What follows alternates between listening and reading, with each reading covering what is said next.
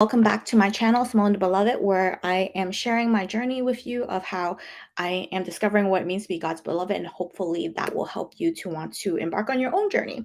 So today, if you are on my social media, you'll notice that I had posted my morning routine of like how I like to start off my morning with a little bit of detox, not just of my body, but also my soul and my spirit.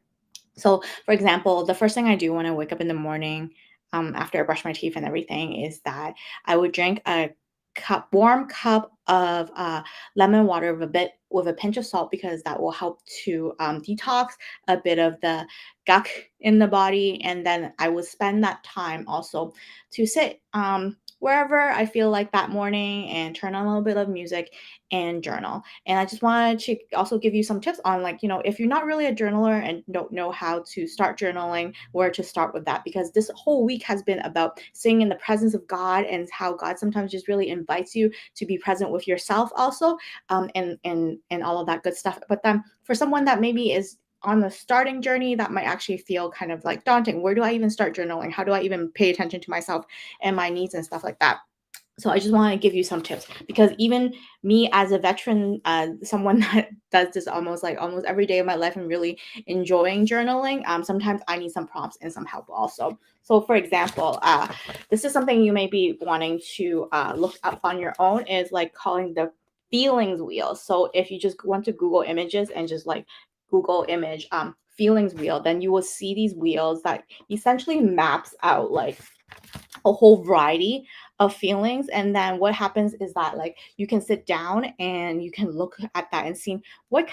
So usually what I do is I will pick out three words from the feelings wheel that resonates with me that morning, and then kind of start a conversation there with myself and propelling into, okay, why did I pick these three words? How does it resonate?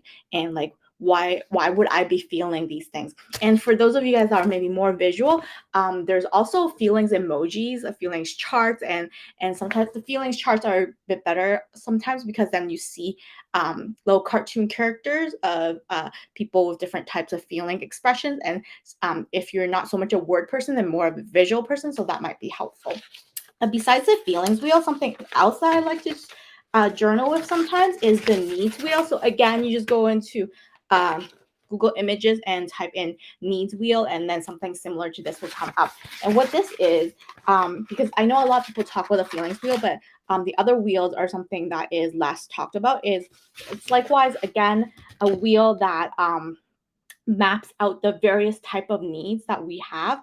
I mean, like, most of us know that, the Maslow's hierarchy of needs, and the first five primary needs that we have. But beyond those needs, we don't really pay that much attention to sometimes. And the wheel is very good, because it will start off with broader needs, like as in like we need life, like sustaining life. We need but then we also need love, we need wholeness, we need mutuality, worth, authenticity, well-being, trust, harmony, autonomy, fulfillment, and all that good stuff, right? And then it will broaden to talk deeper about what does that look like, and then again, deep going deeper and deeper. So the needs wheel is also sometimes that if I have time, then I would also go into, after taking an inventory of my feelings, then I would also go into my needs wheel and kind of praying like with God to ask, like, I'm feeling like I have these needs. How like, and acknowledging like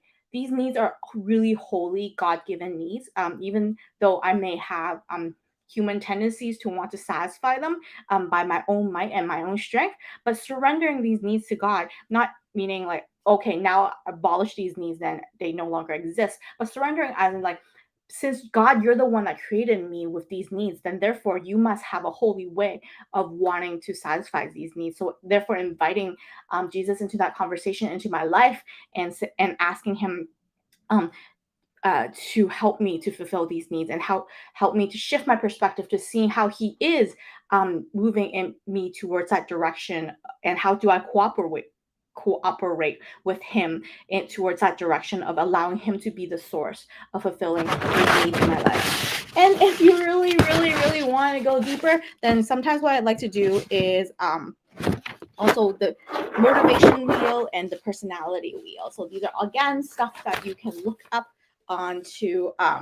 a Google image, and what it maps out is like personality and motivation. Also, like kind of just going even deeper, like what part of my personality is trying to come out and take the wheel right now, right? Like I'm trying to wanting more of my attention, or what is the motivation towards these needs that is feeling unsatisfied. So all of these are just tools to be used to continuing that conversation as I'm becoming, to prompt me to have a deeper uh, acknowledgement of where I actually am. Because, like I've been saying this last whole week, is that only as we are able to be complete, to be more present with where we are actually are emotionally, spiritually, and physically, obviously, then we can acknowledge that this is actually where God has been inviting us to meet with Him. But then when we are just at the top tip of the iceberg, emotionally ourselves, and not even very aware of where our own needs, our motivations, or even what our feelings are, then what we're doing is we're essentially keeping God at a distance, because the reality is we've kept our inner self at a distance. So, therefore, it's so important to spend that time with yourself, and that's why, like, I like to spend my morning detoxing, my body with like a good warm drink, and also detoxing my thoughts, the worries I'm carrying, the feelings I'm carrying, and surrendering it to Him, and then detoxing my spirit and my soul, and that allowing Him to cleanse me out as we're having that conversation. So I hope that today's sharing has been helpful for you. Please put in the comments below like what part of this sharing was helpful for you, or is there any part of this sharing that you wish that I elaborated on but that I was too brief about. I love to hear from you, because like I said, the intention of me being on this channel and sharing my story is so that maybe it will spark